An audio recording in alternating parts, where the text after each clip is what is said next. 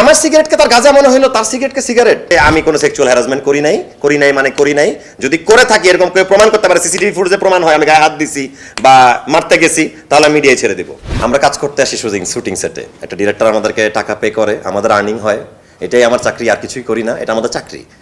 এখন চাকরির ক্ষেত্রে সিনিয়র জুনিয়রকে বকা দেয়, সেটা কর্পোরেট জব হোক, শুটিং লাইফ হোক, ব্যবসা বাণিজ্য প্রতিষ্ঠান হোক, যেই চাকরি হোক। এখন আমরা এখানে রিলস করতে বা টিকটক করতে শুটিংয়ে আসি না, এটা হচ্ছে ফার্স্ট পয়েন্ট। আমরা প্রতিদিন কাজ করি, বাসায় যাইতে 11টা-12টা বাজে, আমরা চাই যে যত দ্রুত শেষ করে বাসায় ফেরা যায়।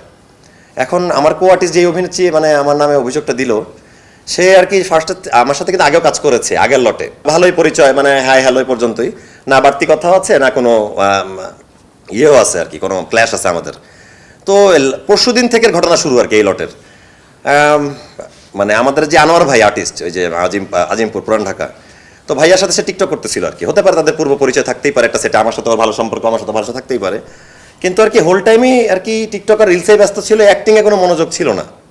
মানে সিনের সময় ডায়লগ দিতে পারতেছে না আর কি, তার মনটা আর কি পড়ে আছে যে কন্টেন্ট বানাবো, আমাদের একটু মানে ফেসবুক দিতে পারলে ডলার আসে, আমারও আসে, সবারই আসে।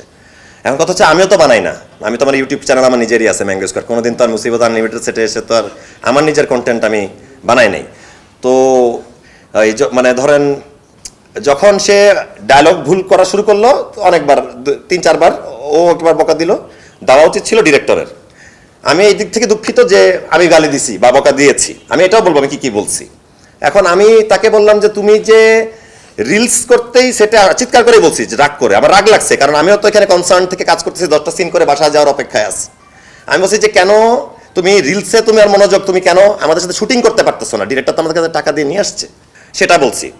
এবং আমি এটাও বলছি I don't want to see your face, I don't want to আমি বলিনি আই ওয়ান্ট, আমি বলেছি I don't want to see your face, I don't want to, I want work, আমি কাজ করতে আসছি, আমার সাথে অ্যাক্টিং করে তুমি বাসায় যাবা, আমি আমার বাড়ি যাব, আমরা কেউ এখানে 24 ঘন্টা থাকি না। এখন মেয়েটা একটা দেশ টিভিতে গিয়ে যে বলল যে আমি গাঁজা খাইছি, প্রতিটা সিনের পর গাঁজা খেয়ে সেটে এসে কাজ করছি, এবং আমি ছাদে গিয়ে গাঁজা খাচ্ছিলাম, এবং হচ্ছে আমি এবং বলছি যে আমার সামনে থেকে সরো, ক্লোজ দিতে পারতেছি না। ভাই অনেকগুলো মিথ্যা কথা এখানে আসলে আছে।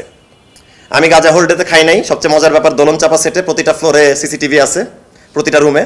আমি মেয়েটার গায়ে হাত তুলি নাই, মারা তো অসম্ভব, এটা হতেই পারে না। 10 বছর ক্যারিয়ারে আমি কোনো মেয়ের গায়ে ভাই হাত তুলবো কেন? এরা তো আমার বাসায় আমার আম্মা আছে, আমার বোন আছে, আমি নিজে রিসেন্টলি বিয়ে করেছি, আমার বউ আছে।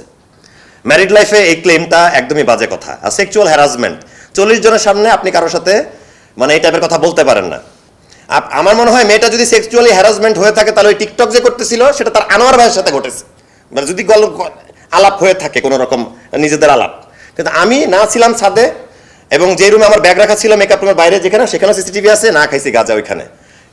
আপনারা চাইলে সাংবাদিক ভাইরা আপনারা ইয়ে করতে পারেন, মানে দোলন চাপার এই যে উত্তমের কাছ থেকে সিসিটিভি ফুটেজ কালেক্টও করতে পারেন, এটা তো আমাদের সুবিধা হবে। আচ্ছা মারলে কি হইতো, শুটিং সেটে যেখানে আমি বোকাটা দিলাম গতকাল, আমি তো মারতে গেলে ফিজিক্যালি আগেও যেতাম, সেটা তো ফুটেজে থাকতো।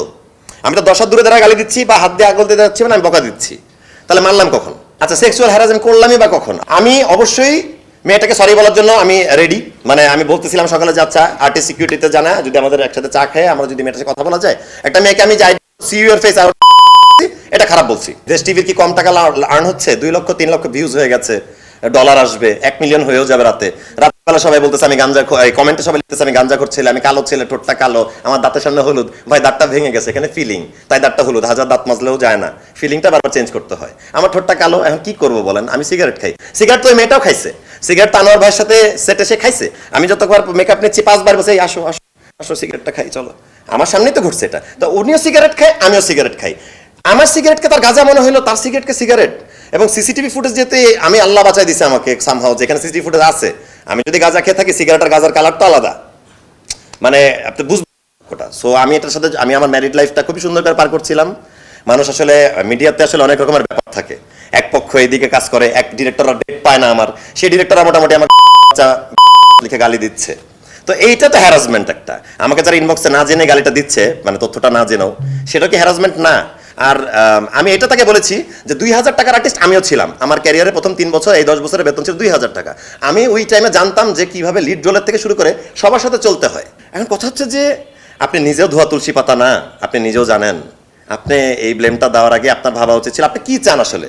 আমি তো এটা সলভই করতে চাইছিলাম আর্টিস্ট সিকিউরিটি দিয়ে, আপনি তো চাইতেছেন ভাইরাল হতে। আপনি তো সফলও, আল্লাহর রহমত আপনি সফল, যেহেতু আমি এত গালিগালাজ খাইলাম, আমার ফ্যামিলিটাও কেউ ছোটই করলাম, আমি খুবই লজ্জিত। অবশ্যই আমি আইনি পদক্ষেপ নিব যদি আমার প্রয়োজন মনে হয়, এটা তো মানহানি। আমি ওই চ্যানেলটার বিরুদ্ধে এবং মেয়েটার বিরুদ্ধেও তো আমি অবশ্যই মামলা করতেই পারি যদি আমার প্রয়োজন মনে হয়। অবশ্যই আমি করবো, শুটিং করা লাগবে না আমার, আমি আগে এটা সলভ করবো, তারপরে এবং একটা ইকুইটি আছে, আমি আগে ইকুইটির সাথে কথা বলবো যে আমি এটা করতে যাচ্ছি। ইকুইটি পারমিশন ছাড়া আমি করবো না, যেহেতু আমি মেম্বার এই টিমের।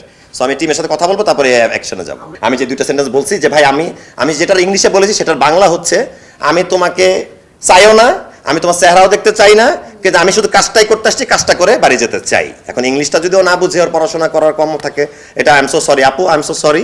আমি ওই দুইটা তিনটা সেন্টেন্স বলার জন্য তোমার কাছে খুবই দুঃখিত, কিন্তু এই যে আমি আমার রিপ্লাইটা দিলাম, ফার্দার তুমি কি করতে চাও আমাকে জানাও। মানুষের ক্ষতি করে বড় হওয়া যায় না, এটা খুবই হতাশাজনক। ওর বোঝা উচিত, ছোট মানুষ।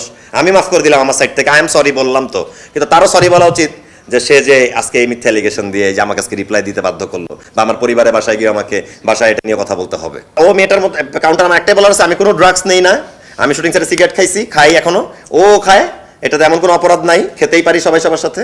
এবং হচ্ছে যে আমি কোনো সেক্সুয়াল হ্যারাসমেন্ট করি নাই। যদি করে থাকি, এরকম কেউ প্রমাণ করতে পারে, সিসিটিভি ফুটেজে প্রমাণ হয় আমি গায়ে হাত দিছি বা মারতে গেছি, তাহলে মিডিয়ায়